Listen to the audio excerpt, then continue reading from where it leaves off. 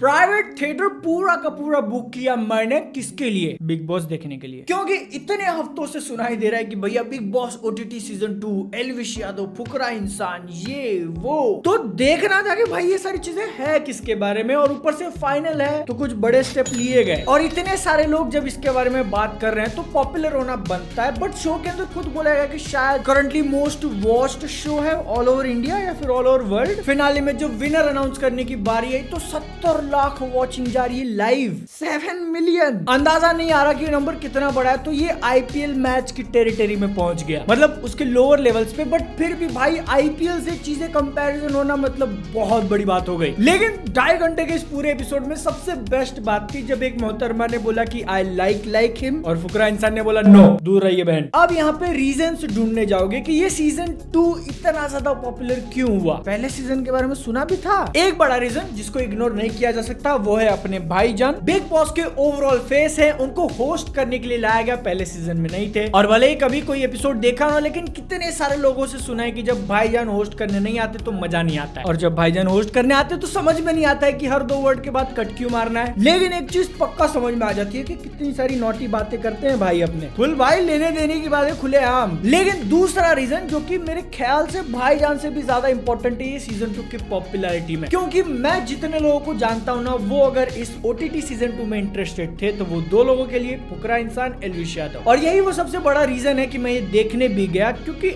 ऐसे तो यूट्यूबर्स की इज्जत नहीं करी जाती जब बात आती है लेगेसी मीडिया की। लेगेसी मीडिया क्या है? एग्जांपल देना हो तो प्रिंट यानी कि newspaper, magazines, film studio, music studio, TV, सब कुछ जो कि लोगों का मेन सोर्स ऑफ इंफॉर्मेशन और एंटरटेनमेंट था इंटरनेट के आने से पहले। और रीजन की इनको लेगेसी या फिर ओल्ड मीडिया कहा जाता है क्योंकि ये एक्चुअल में बहुत ज्यादा पुराने हैं। न्यूज़पेपर्स को 400 साल से ज्यादा हो चुके हैं, फिल्म्स 130 साल कंप्लीट होने वाले हैं, टीवी 100 साल। ये सारे प्लेटफॉर्म्स को ग्रो करके मैच्योर होने का चांस मिल चुका है। वहां पे सारी चीजें ऑलमोस्ट सेट हो चुकी हैं। जिन लोगों ने वहां पे अपना नाम बना लिया या फिर काम करते हैं तो उनके लिए यूट्यूबर्स या फिर सोशल मीडिया इन्फ्लुएंसर्स एक फॉरेन कंसेप्ट है। क्या करते हैं ये लोग? घर में बैठ के वीडियो ही तो बनाते हैं। फर्स्ट हैंड एक्सपीरियंस है मेरा। टॉप के कुछ क्रिएटर्स को छोड़ के बाकियों को उतना भाव नहीं दिया जाता, भले ही आपकी ऑडियंस उनसे ज्यादा है। और मुझे सुनने में आया था कि ऐसे ही कुछ चीज ये ओटीटी सीजन 2 में भी हुई थी। न्यूज एंकर्स या फिर टीवी पे एक्टिंग करने वाले जो लोग आए थे इस ओटीटी सीजन 2 में, उनमें से कुछ यूट्यूबर्स को लुक डाउन कर रहे थे। मैंने बातें सिर्फ सुनी है, तो अगर तुमने देखा है, ट्रू है तो कमेंट्स में बताना। क्योंकि देखो हर इंसान अपने ही एक बबल के अंदर जी रहा है, उसके बाहर दूसरी कैटेगरी में, दूसरे फील्ड में क्या हो रहा है उसको कोई आइडिया नहीं होता। इसीलिए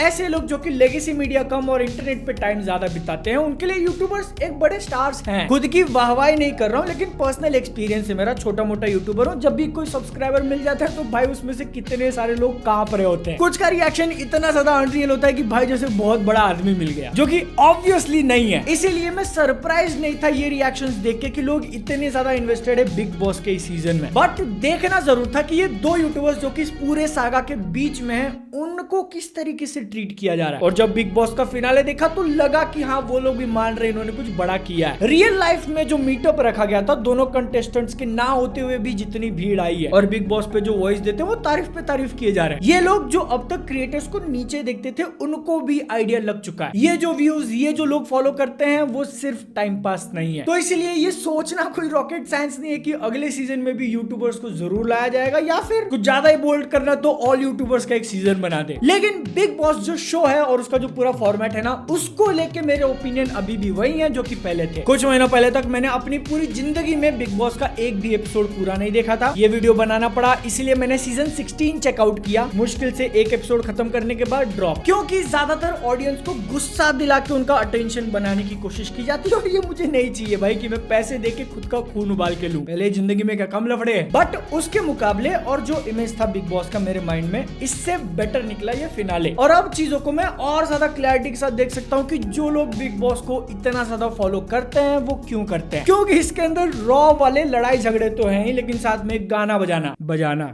भाईजान का होस्ट करना, थोड़े बहुत कॉमेडी स्केच ऐड कर दिए तो एक टीवी के हिसाब से अच्छा खासा एंटरटेनमेंट मिल जाता है। फिर भी 2.5 घंटे के अंदर बीच में ऐसे कई सारे मोमेंट्स है जहाँ पे लग रहा है कि भाई तुम खींचने की कोशिश कर रहे हो, नहीं देखने आगे बढ़ो। इतना बोलना सेफ होगा कि बिग बॉस ओटीटी सीजन 2 एक बहुत बड़ा हिट रहा है, और जो अंबानी जी ऊपर बैठे हैं पक्के बिजनेसमैन, उनके हाथ में कोई एक थोड़ी बहुत नई और अनोखी चीज लगी है जिसको वो छोड़ेंगे नहीं। एक बात जिसको लेके थोड़ी बहुत आयरनी भी हो गई और कुछ लोगों ने पॉइंट करके बताया भी कि ऐसे लोग जो बिग बॉस को गालियां देते थे, सडनली 2-3 यूट्यूबर्स क्या गए अंदर, सब लोग उसके बारे में बात कर रहे हैं, सब लोग उसको प्रमोट कर रहे हैं। हिपोक्रेसी की भी कोई सीमा होती है, and I agree with you. मौका और फायदा देखकर लोग अपनी बोली हुई बातों पे पलट जाते हैं, जिसके लिए आप खुलेआम गाली दे सकते हो, सिर्फ उनको नहीं बल्कि थोड़ा बहुत मुझे भी, क्योंकि मैं भी एक तरीके से इसका पार्ट बन ही चुका हूँ। बस उम्मीद इतनी होगी कि ये सारी करने के पीछे जो मजबूरी, जो रीजंस थे वो तुम अंडरस्टैंड करो, क्योंकि ये शो इतना ज्यादा पॉपुलर हो गया ना, लाइक लिटरली तुम ही सोच के देखो ना कि पहले सिर्फ 6 हफ्ते चलने वाला था, बट बाद में इसको एक्सटेंड कर दिया, और जितना भी 2 महीने तक ये चला है, मैं मेजोरिटी टाइम इसके ऊपर बात नहीं किया। वो तो